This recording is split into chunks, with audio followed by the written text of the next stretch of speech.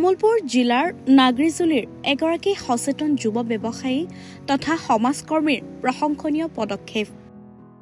দিন হাজিৰা কৰি জীৱন নিৰ্বাহ কৰা গৃহহীন এটি দৰিদ্ৰ আদিবাসী পৰিয়ালৰ পিতৃহীন মাতৃপুত্ৰক নতুনকৈ গৃহ নিৰ্মাণ কৰি দিলে সচেতন যুৱ ব্যৱসায়ী তথা যুৱ সমাজকৰ্মী বিশ্বজিৎ বসাকে।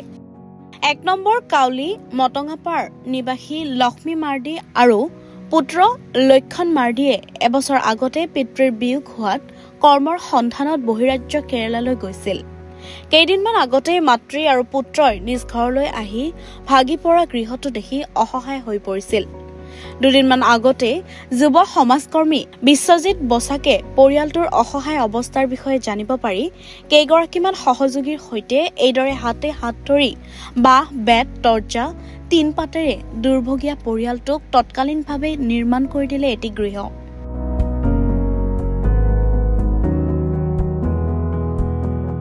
গৃহ নিৰ্মাণ কৰি দিয়াৰ উপৰিও পৰিয়ালটোক বিচনা বাচন বৰ্তন কাপোৰ আদিৰ যোগান ধৰাৰ লগতে বিদ্যুৎ সংযোগৰ আৰু আন সকলো ধৰণৰ যাৱতীয় ব্যৱস্থা কৰি দিয়াৰ প্ৰতিশ্ৰুতি দিয়ে যুৱ ব্যৱসায়ীগৰাকীয়ে। চাওতাল সম্প্ৰদায়ৰ উক্ত দৰিদ্ৰ পৰিয়ালটোৱে ৰ'দ বতাহ বৰষুণৰ পৰা পৰিত্ৰাণ পাবলৈ এনেদৰে এতিয়া নিজৰ গাঁঠিৰ ধন ভাঙি এটি গৃহ সাজি দিয়াত স্থানীয় ৰাইজে যুৱ ব্যৱসায়ী তথা সমাজকৰ্মী বিশ্বজিৎ বসাকক ভূয়সী প্ৰশংসা কৰিছে। স্থানীয় বাসিন্দা ১ নং কুমাৰীকেইটা বিশ্বজিৎ ১ নং কাউলি গাঁৱত।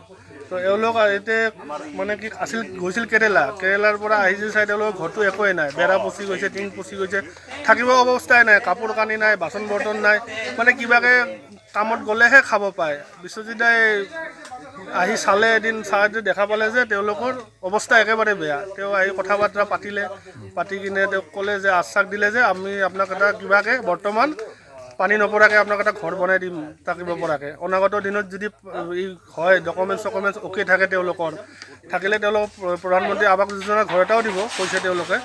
লগতে তেওঁলোকৰ লাইনৰ কানেকশ্যন নাই, লাইনৰ কানেকশ্যন নাই। তাৰপিছত আপোনাৰ অৰুণোদয় এইবিলাকতো ইহঁতৰ পোৱাই নাই, কাৰণ ইহঁতৰ ডকুমেণ্টছে নাই, ইহঁতে নাজানেই যিহেতু বিশেষকৈ মানে বেছি পঢ়া লিখা নকৰা মানুহটো। তো সেইকাৰণে বিশ্বজাই আহি চাই মেলি এসপ্তাহৰ ভিতৰত আপোনাৰ ঘৰটো টিংপাত নতুন তৰ্জা বাঁহ চাহ কিনি কামলা ধৰি এনেকৈ ঘৰটো বনাই দিলে।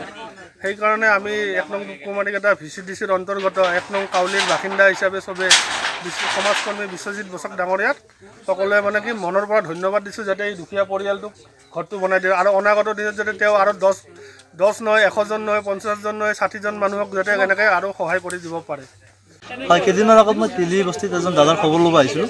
আহোঁতে এই চকত আমাৰ বিজু ভাইটিহঁতক লগ পালোঁ।